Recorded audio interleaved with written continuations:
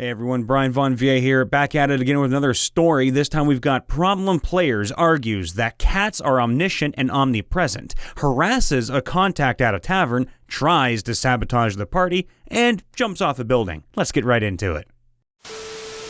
Before we get into the video, we wanted to let you know that there's a giveaway that consists of $180 worth of awesome stuff going on in collaboration with EasyRollerDice.com. All you need to do to enter is click the link in the description below or in the pinned comments, follow us on Twitch and Twitter, and of course, visit the EasyRollerDice.com website. You can find all the links in the description or in the pinned comments as usual. Now, back to the video. Spoilers for the Krenko's Way adventure from the Guildmaster's Guide to Ravnica. When the Guildmaster's Guide to Ravnica first came out, I was ecstatic. Ravnica is one of my favorite settings in Magic the Gathering, and I was eager to try the setting in a campaign. I had never played 5th edition at this point, but I had played a few other TTs and was generally familiar with the rules through watching Critical Role and Dark and Dicey. I just needed to find a few players. My best friend came in clutch and managed to find me a few mutual friends who wanted to join the campaign. One player, the only girl in the bunch, wants to know if she can be a Catgirl. The Simic Guild on Ravnica creates hybrids. While they usually are focused on aquatic creatures or reptiles, for the sake of potential future plot hooks, I was open to the idea of a cat hybrid. I completely trusted this player as well, so I had no reason to believe that her Catgirl would be problematic.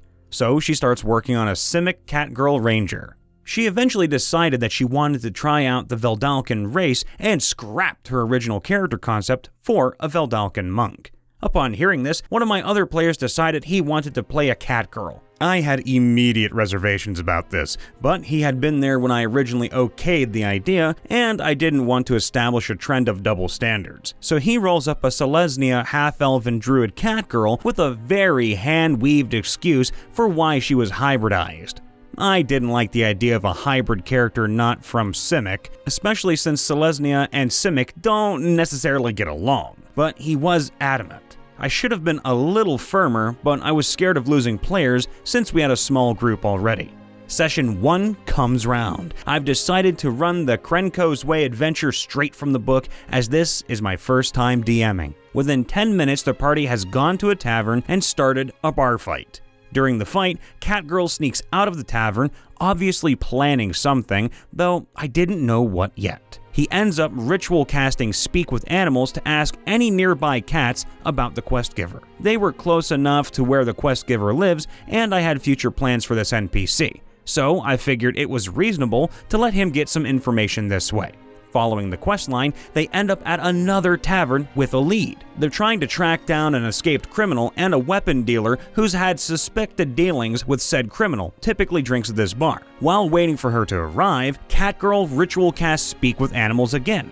He plans on asking for intel about the weapons dealer. Quickly noticing a forming trend, I remarked that finding a cat in this seedy part of town might be difficult. He begins to get upset and insists that cats would be all over the place since Ravnica is a busy city. After a little debating, we manage to compromise on an investigation check, which he passes. As he asks his chosen cat for any relevant info, I make a wisdom roll for the cat. Cat rolls low, so I tell him that the cat hasn't seen anything relevant.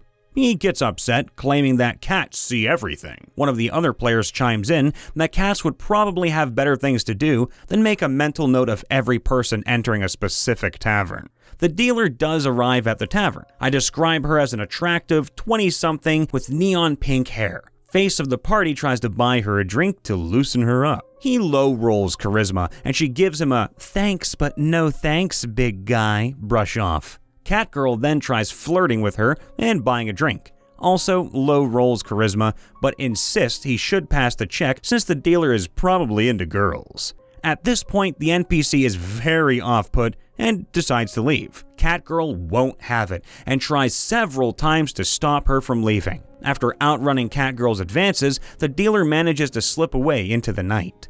Out of character, Catgirl seems very upset that he wasn't allowed to buy her a drink, insisting that he didn't mean it to be flirtatious, though he did also take the opportunity at this point to establish that his character is lesbian and doesn't wear shoes.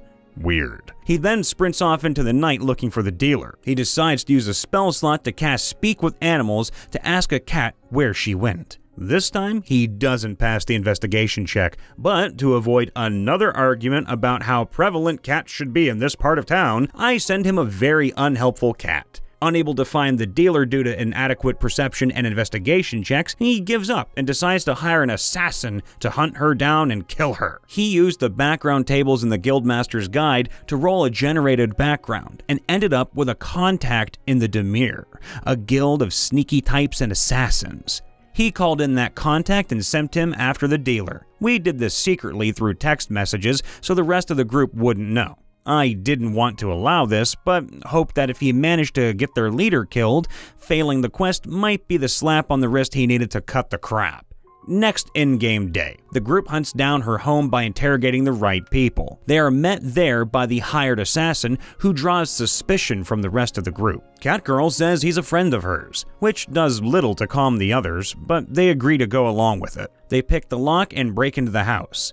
As soon as they find the weapon dealer, Catgirl immediately tries to attack her. During the ensuing combat, the rest of the party manage to kill the assassin, restrain Catgirl, and convince weapon dealer they mean her no harm. Dealer gives them the info they wanted in exchange for saving her life, which made Catgirl declare that he saved the day for the party. Out of character, everyone begins to press Catgirl for an answer as to why he tried to kill their only lead. He defends his actions by saying that since their conversation at the bar went poorly, he didn't want her passing off information about the party to the criminal they were hunting. Rest of the party accuse him of acting like an incel who was just mad that she rejected his advances. He insists he never meant to flirt with her, but we all agree to drop it and move on. Next session, we have a few absentees. So we agreed to do a non-canon one-shot based on the then upcoming War of the Spark magic set. I described that they are on a few tall building, about 50 stories, overlooking the ruination of their homeland. After barely letting the quest giver finish the plot hook, Catgirl declares he's jumping off the roof. I give him a very confused look and several "Are you sure?" He confidently replies, "Yes, I'm a cat, so I always land on my feet." He looks shocked as I begin to furiously roll d6s to determine fall damage. He asks why I'm rolling so much damage, and I remind him that the building was 50 stories tall. He looks upset and says that I never told him that. All the other players immediately tell him that I made the building's height very clear from the start. He reluctantly accepts his fate and burns a few spell slots, healing himself once the rest of the party stabilize him. The rest of the one-shot goes smoothly, except for a few times he refused to take a plot hook because it would have been out of character for him, which I suppose is fair enough. The campaign went on temporary hiatus due to university exams.